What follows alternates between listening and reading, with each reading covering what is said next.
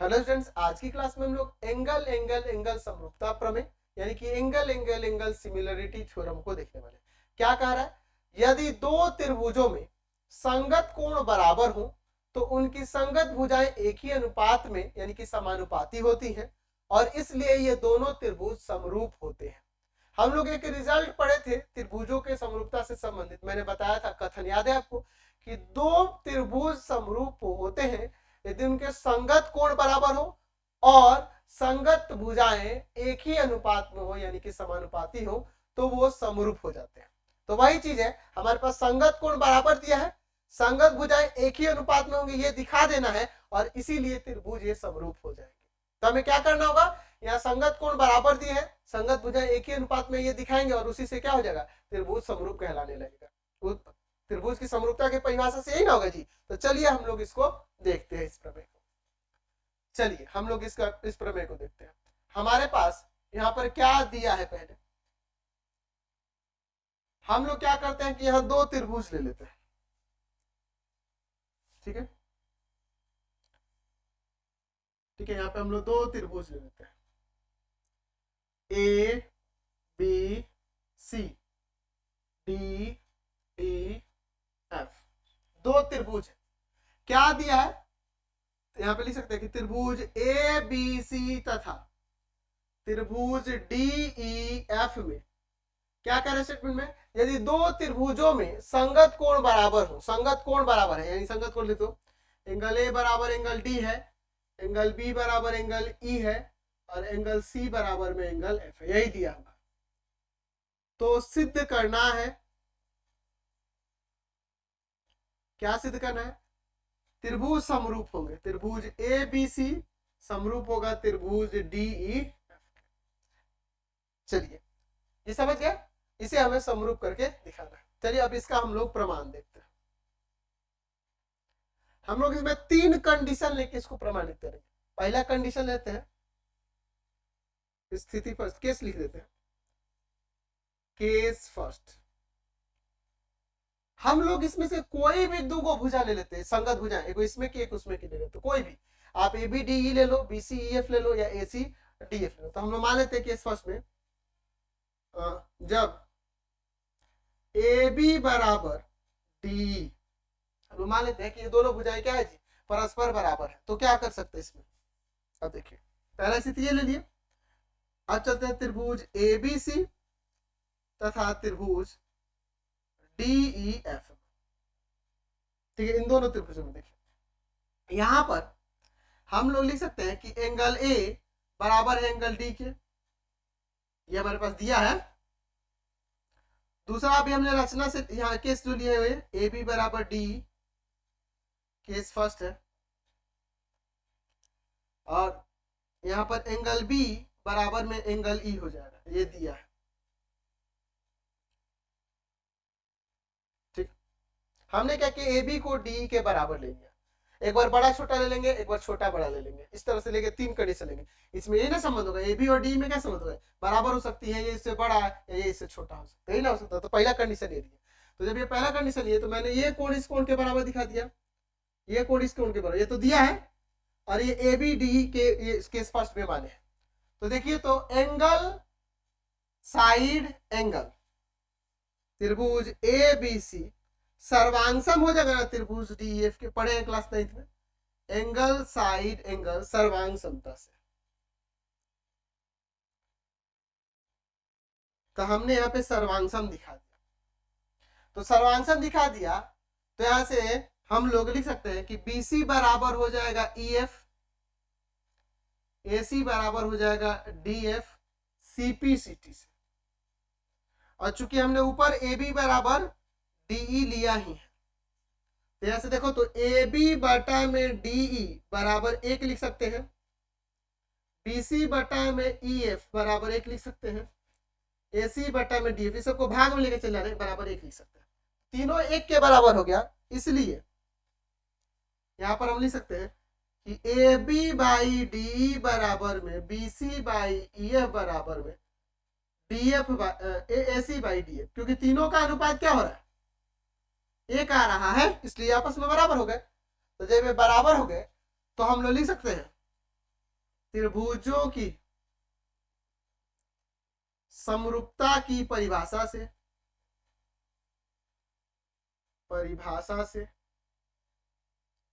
क्या होता है कि संगत कोण बराबर हो, संगत भुजाएं एक ही अनुपात में हो तो त्रिभुज समरूप होता है। तो त्रिभुज ए बी सी समरूप हो जाएगा त्रिभुज डी ई एफ के। तो पहला कंडीशन हुआ कि जब ए बी डी ई के बराबर है तब। हो सकता है कि ए बी डी ई से छोटा हो। केस दूसरा, जब ए बी डी से छोटा है, यानी कि डी बड़ा है। चलिए इसके लिए यहां पे चित्र ले लेते हैं, उसी को लेते हैं A B C D F. ठीक है, हमने क्या लिया है कि ए बी छोटा है डी से, हमने ले लिया। तो इसमें रचना करेंगे, डी से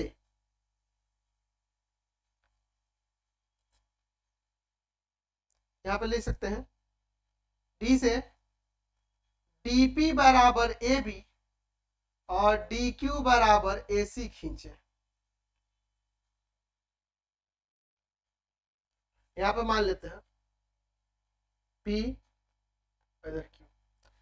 यहां पर हमने माना कि ए बी यहां पर हमने ले लिया कि ए बी जो है ना छोटा है डी से। ठीक है, तो ये जब छोटा है तो हमने क्या किया कि यहां पर ए बी के बराबर में डीपी कर लिया और ए सी के बराबर में डी कर लिया और इसको मिला दिया। अब हमने क्या लिया, तथा पी क्यू को मिलाया। चलिए तो इसमें देखते हैं, त्रिभुज ए बी सी तथा त्रिभुज डी पी क्यू में यहां ए बी बराबर हो जाएगा डीपी के, एंगल ए बराबर ये तो अभी ऊपर रचना से एंगल ए बराबर एंगल डी दिया है। और तीसरी बात हो जाएगी ए सी बराबर में डी क्यू, ये भी रचना से। इसलिए त्रिभुज ए बी सी सर्वांगसम हो जाएगा त्रिभुज डी पी क्यू का। भुजा कोण भुजा सर्वांग समता से सर्वांगसम हो गया। आज जब सर्वांगसम हो गया तो यह संगत कोण बराबर हो जाएगा एंगल बी बराबर में एंगल पी सीपीसीटी से, या पी का नाम पूरा ऐसे लिख सकते हैं angle D P Q. CPCT से हो जाएगा ना, यह वाला कोण इस कोण के, ये दोनों कोण आपस में बराबर हो गए। और चूंकि हमारे पास एंगल बी एंगल ई के बराबर है, ये दिया है, तो इसीलिए ये दोनों परस्पर बराबर हो जाएंगे। एंगल डी पी क्यू बराबर हो जाएगा एंगल ई के। ठीक है, जब ये बराबर हो गया तो यहाँ पे लिख सकते हैं संगत कोण के गुण दिख रहे हैं, तो संगत कोण के प्रतिलोम से ये समांतर हो जाएगा पी क्यू समांतर, ये दोनों समांतर हो गया। तो यहां लिख सकते हैं कि अब थेल्स प्रमेय से डीपी बटा में डी बराबर हो जाएगा डी क्यू बटा में डी एफ। ठीक है, डीपी बटा में डी और यहाँ डी क्यू बटा में डी एफ हो जाएगा थेल्स प्रमेय से। अब देखिए हम लोग ऊपर यहाँ जो लिखे हैं रचना में कि डीपी ए बी के बराबर है, डीपी बराबर है ए बी और डी क्यू बराबर है ए सी रचना से। इसलिए डीपी को हटाकर ए बी लिख दो और डी क्यू को हटाकर ए सी लिख दो। तो हमने दिखा दिया ए बी बटा ए ई और ए सी बटा में डी एफ। इसी प्रकार अगर हम लोग यह रचना ऐसे करते तो ये भुजा बटा ये भुजा, ये बटा भुजा, ये बटा हो जाता कि ए बी बटा ए डी बराबर हो जाता है बी सी बटा में ई एफ।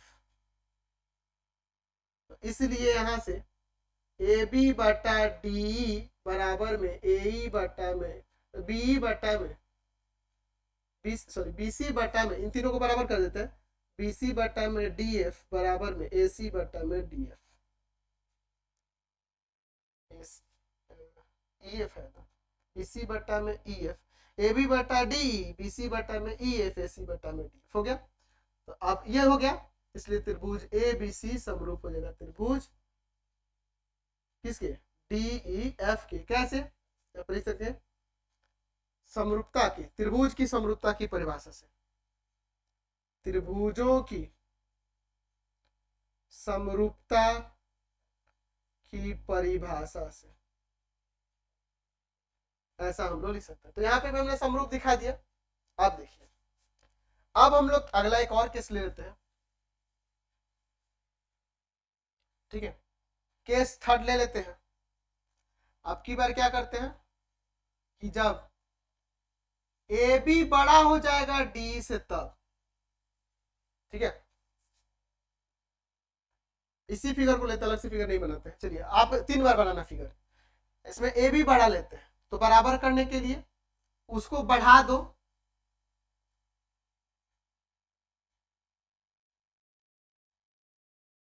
इधर बढ़ा दी, समझे ना बात को।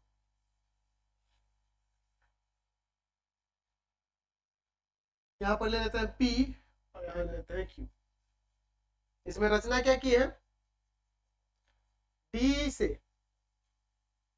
यहां पे लिख सकते हैं D को P तक बढ़ाया तथा DF को Q तक बढ़ाया, जिससे अब क्या हो जा रहा है, ए बी बराबर हो जा रहा है डी डी पी के और ए सी बराबर हो जा रहा है डी क्यू के। चलिए अब दोनों त्रिभुज, त्रिभुज ए बी सी तथा त्रिभुज डी पी क्यू में, इन दोनों में सेम वही, ए बी बराबर में डी पी, रचना से एंगल ए बराबर में एंगल डी दिया है और यहाँ ए सी बराबर में डी क्यू, ये भी रचना से।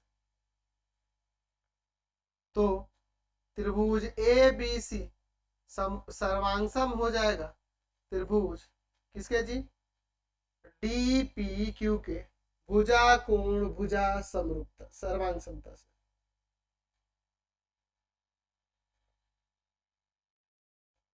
जब ये सर्वांगसम हो गया तो यहां से हम लोग लिख सकते हैं, ये जो सर्वांगसम हो गया तो हम लोग यहाँ से क्या कर सकते हैं जी, अब कि एंगल बी बराबर हो जाएगा एंगल पी के, सीपी सीटी से, और चूंकि एंगल बी बराबर है एंगल ई के, ये दिया है, तो इसलिए यहां से एंगल ई बराबर में angle F, sorry angle E बराबर में एंगल पी, इसलिए एंगल ई किसके बराबर आ गया, एंगल पी के। तो सेम वही चीज, एंगल ई एंगल पी के बराबर आ गया, तो संगत कोण के प्रतिलोम से ये दोनों समांतर हो जाएगा, है ना जी। यहाँ पे फिर वही लिखते हैं, यहाँ पे एंगल ई एंगल एफ कहते हैं, लिख सकते हैं संगत कोण के प्रतिलोम से विलोम से ई एफ समांतर पी क्यू या पी क्यू समांतर ई एफ की बात है। तो अब लिख सकते हैं थेल्स प्रमेय से यहाँ पर dp बटा में de, dq बटा में df। अब इसके बाद हम लोग यहाँ पर लिखेंगे कि चूंकि dp बराबर है ab, dq बराबर है ac रचना से, तो यहां से ab बटा में dp को हटा के ab लिख देते हैं, de और dq हटा के हम लिख देते हैं ac बटा में df। इसी प्रकार अगर हम लोग ये इस तरह से खींचते, इधर की तरफ खींचते किशन भुजा पे हम दिखा सकते थे ab बटा में de बराबर में bc बटा में ef। इसलिए इन दोनों से क्या हो जाएगा, ए बी बटा डी ई बराबर में बी सी बटा में ई एफ बराबर में ए सी बटा में डी एफ। और यहाँ पे अब ये चीज संगत कोण बराबर है, या संगत भुजाओं का अनुपात बराबर हो गया, तो लिख सकते हैं यहाँ पे क्या लिख सकते हैं जी, जो त्रिभुजों की समरूपता की परिभाषा से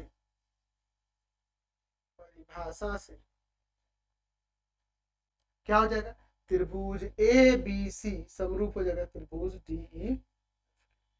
तो हमने यहाँ पे दिखाया कि अगर दो त्रिभुज के संगत कोण बराबर हो तो उनकी संगत भुजाएं एक ही अनुपात में होती है और इसलिए वो त्रिभुज समरूप हो जाते हैं। ठीक है, तो हमने दिया यहाँ से हमने ये सीखा कोण कोण समरूपता से, अगर त्रिभुज समरूप हो तो उनकी संगत भुजाएं एक ही अनुपात में होंगी और एक ही अनुपात में होंगी तो त्रिभुज समरूप होंगे। तो अगर मान लीजिए आपके पास कोई दो त्रिभुज या समरूप हो, संगत कोण बराबर हो तो कह देंगे कि वो त्रिभुज समरूप होगा, या कह देंगे कि उनकी संगत भुजाएं एक ही अनुपात में होंगी। यहाँ से हमने यही ना सीखा प्रमेय। तो क्लियर हो गया कंसेप्ट। आज की क्लास में इतना ही, नेक्स्ट वीडियो में हम लोग अगले थ्योरम को देखेंगे। आज क्लास में इतना ही रहने देते हैं।